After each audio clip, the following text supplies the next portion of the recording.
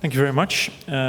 First, my disclosures. I think the most important disclosure for this session is that I don't prescribe PrEP, because in the Netherlands we are HIV physicians and we only treat people with HIV. We don't prevent it. That's another part of the healthcare, and I will try to explain how we do it. This is actually the cascade of HIV care in the Netherlands. As you can see, it's already pretty good. 2017 we have reached already the 1990 goals, and almost 80% of people with HIV in the Netherlands have a suppressed viral load. The situation already in 2015 in only Amsterdam was already much better, and that's because, next slide, I will skip this one. Joep Lange, I think all of you know Joep, started, I think in 2013, around a project in Amsterdam where he said we should do everything better than in the rest of the country, not because of doing it better, but because we have to treat HIV better. And one of these suggestions was we have to test better, to treat everyone, because not everybody was treated at that moment, and we have to implement PrEP. And actually that's where the PrEP started in the Netherlands. We started in Amsterdam a program called PrEP, probably you have heard of it or just read it in Lancet HIV. And that was a project that started in 2015. Almost 400 participants got this PrEP, and most of them got a daily PrEP, but you can also see that 27% had an event-driven PrEP. And the incidence clearly dropped, as of course has been demonstrated in other projects. But this was our first experience with PrEP. It was not officially available at that moment. It became available in the mid of July 2017. Prescription is necessary.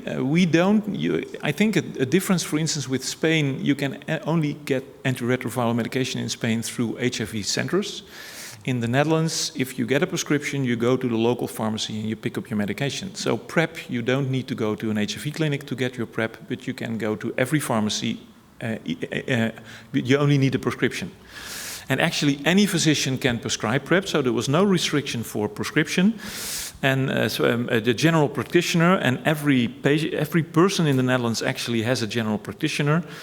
So if your general practitioner knew the guidelines for prescribing PrEP, he could prescribe PrEP. That happens mostly in big cities like Amsterdam. But most persons who are at risk normally go either to their GP for STI screening, but we have special STI clinics, and that's mostly in municipal health centers. So at every area in the Netherlands there is an STI clinic, I think as in most countries is. And these STI clinics might prescribe this PrEP as well, but there was some reluctance to do so. We wrote a national protocol. I say because we as HIV doctors had the most experience, of course, with Truvada. So the NVHB, that's the Society of HIV Treating Physicians in the Netherlands, wrote a protocol together with the GPs who were involved in sexual health, and also with the large STI organization, SOA-AIDS, you've probably heard of it. In this protocol, you need to do a 3-monthly checkup for a full STI screen, including an HIV test, but also hepatitis C, and you need to follow up on creatinine. I think there's nothing new in this. One important point to make is that the health insurances do not cover payment for PrEP. What are the indications in the protocol? You have to be either MSM or transgender with unprotected anal intercourse with someone who has a HIV viral load positive, or if you don't know the partner, of course you are allowed to take PrEP as well. But if you have a partner with a suppressed virus, there's no need to take PrEP. Also an indication if you had a rectal sexual disease, or if you had an indication for PEP. So these are the 3 main groups who could apply for PrEP. There are special situations as well. If you're a female sex worker with frequently unprotected anal intercourse, you can get PrEP also. And in the protocol there is a statement about vulnerable migrants, although that's not clearly indicated what are vulnerable migrants. I think a game changer was that we got, excuse me for phrasing generic in Dutch, generiek Truvada. And what you can see here, do I have a pointer? Yeah, I have a pointer. Yeah. you can see that the price of Truvada, if we buy it just the Gilead compound Truvada, on a monthly basis, it's 3,016 euros. But because there's generic Truvada available now, you can see several producers, and now we can get Truvada for less than 30 euros a month. So that's €1 a day. And that's really a game changer, and that makes it very easy to actually to get the PrEP. And even if you have to pay it yourself, but there is still a lot of discussion about payment yourself. But I think that moved PrEP very rapidly upwards in the Netherlands. Here you can see the uptake. These are all individual persons who got a prescription for PrEP. You cannot probably read it in the back, but that means that in the end of 2018, already 3,000 individual persons got their PrEP. 72% of these prescriptions were done by GPs, and almost 80% of these prescriptions were done in the 4 large cities, as you can see. The biggest one is Amsterdam, then Utrecht, Rotterdam, and Nijmegen. So these are the 4 cities where 80% of the prescriptions were done. And as I said, 72% were prescribed by general practitioners. And I think that's a very good example that GPs can easily do so. What's the situation right now? For pricing, if you go to your GP, you have to pay, if you do it on a daily basis, your PrEP, and as I said, you can get it for €1 a day, so that's 365 euros a year.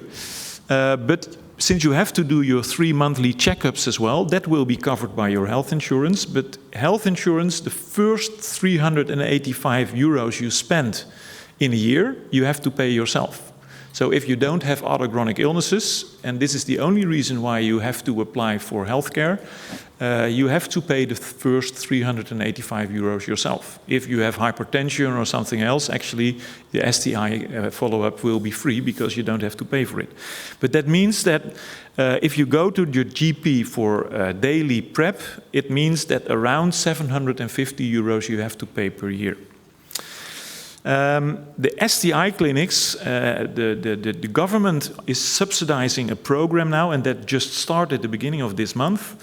In all STI clinics in the Netherlands, you can go there to do your regular STI checkups, and if you can include for PrEP, you can get a PrEP, and you have to pay around 250 euros a year. So that means if you go to the STI clinics and you do this subsidized program, then you only have to pay 250 euros a year. So that can make a difference of 500 euros. I want to make a remark though, a daily beer on a terrace in Amsterdam costs you around 1,650 euros.